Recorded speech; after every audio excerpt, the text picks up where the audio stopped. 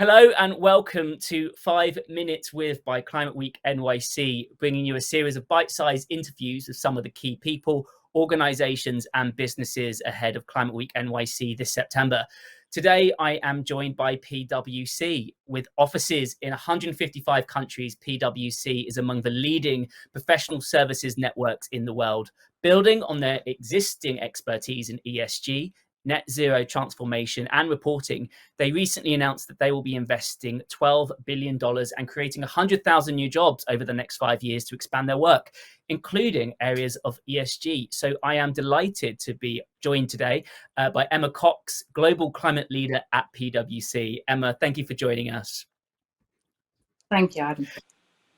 I have a lot of questions on my card, so I'm going to ask the team to start the clock and fire straight into question number one, which is, how hopeful are you that the world will step up and do what is needed on climate change? Well, I actually have to be an optimist here. There's no point being a pessimist. There is so much the world needs to do, and we just need to really take positive action. And there is real momentum building now. I think the recent tidal wave of business activity and commitments, coupled with the fact that we've seen so much visible impact of climate change, very sadly, going on, means that governments will really have to step up and businesses will help to drive the levels of climate commitment in the lead up to COP26 in Glasgow. So is there anything that you might have learned recently about climate change that perhaps you can't stop thinking about? What's the major issue sort of for you right now? Well, maybe it's not a major issue, but it's a thing that I read recently that's playing over in my mind, which was that in the middle of August, there was rain on the summit of Greenland's ice cap for the very first time since records began. And they didn't even have any rain gauges there to measure it because it's never happened before. And for me, that was just another tangible evidence point of the fact that climate change is urgently needing action at scale, and it really reinforced for me the findings of the IPCC report that we have to act now on what the science is telling us. So the theme this year at Climate Week NYC is getting it done. What does getting it done mean for PwC? So for me, it is about moving from words to action. It's that very simple step, but that's quite hard to actually achieve. We have only got 2 business cycles left to get this done. So the time for sitting around chatting is really over. So it's about accelerating that change and catalyzing real transformative actions. We mentioned earlier, PwC is humongous. Why is this important for PwC? How has this got to be something that is important for PwC? So I think it's got different facets to it. So firstly, it's vital for our clients. It's really important that we give them the advice that they need to take those actions, that getting it done action approach. It's important for our people. Our people are really inspired by working on things that they care about in line with our purpose, to build trust in society and solve important problems. And then thirdly, it's actually for how we operate ourselves as a business. That's also really important. And that's why I'm really proud that we made our own net zero commitment. So all of that, I think, is why it is really important. There's one little example of something slightly unusual that we did recently, where we put a big orange bubble on the steps of Westminster Cathedral Piazza in central London, working with Westminster City Council, as a real visible symbol, if you like, of what the scale of climate change actually is. And so it's about finding innovative ways to do things to make that change really come to life. And it's quite interesting because, we talk with a lot of organizations are creating change within themselves, but PwC is creating change for other organizations who have their own net zero goals. What are the opportunities that you're seeing from that process, or what are the things they're asking from you as to why they're wanting to go down that journey? So you're totally right. Where we achieve the most catalytic change is where we work with our clients.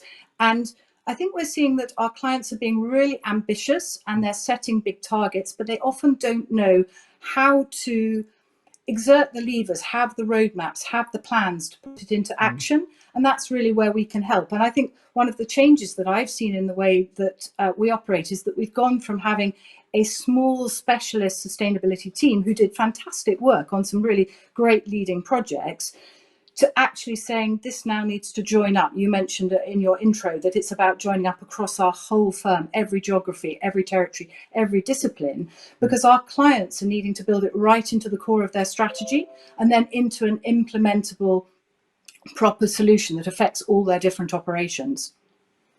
Are there any sort of main challenges that you're seeing? You mentioned there you cover lots of geographies, all sorts of different sectors. Are there some sticking points that keep cropping up time and time again? So it's interesting. I think the companies that are getting this right are seeing both the opportunities and the challenges. They're not getting stuck on one or the other. But the ones that the things that we're really trying to help our clients do is be brave with their goals, set those high ambitions. Don't just think about what you can do now, because we haven't necessarily got all of the solutions. It's about looking to that future state, imagining that future state, and then working out what the steps are along the way. Some of the barriers to it are, though, A, that management decision to be brave in the first place, but then B, access to the right finance, access to the right data, access to the right technology. Those are the types of things that open it up. But then there's also, and this is where the kind of COP dimension comes into it, is access to the right regulatory and political will, because we need that enabling environment that really will motivate companies to take those right actions and to reward them, rather than rewarding actions that drive negative impacts. And it's a combination of all of those that needs to come together for companies working in ecosystems, not just on their own. I'm going to use my prerogative as the interviewer to sneak in one final little question there, because I'd really love to know your answer, which is, what is the one, if you could sum up one message you're trying to get across at Climate Week NYC, at COP26, like what's the one thing you want to get across? Oh, well, you started, maybe I can use my prerogative to not answer the question quite right. You said it's getting it done, right? I think it's getting it done through working together. You can't solve this on your own, and being brave and innovating for the future.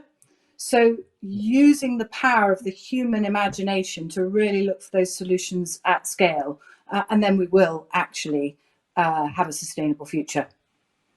Brilliant. Well, I'm glad I sneaked in that extra question there. Thank you, Emma. And if you want to find out more about what PwC is up to, Bob Moritz, Global Chairman, will be taking part in the flagship event, Delivering on the Promise of Paris, Every Fraction Counts.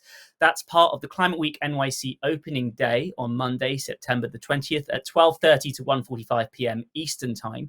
You can find details about that event, as well as the full Climate Week NYC program, September 20th through to 26th, on our website and via the link below.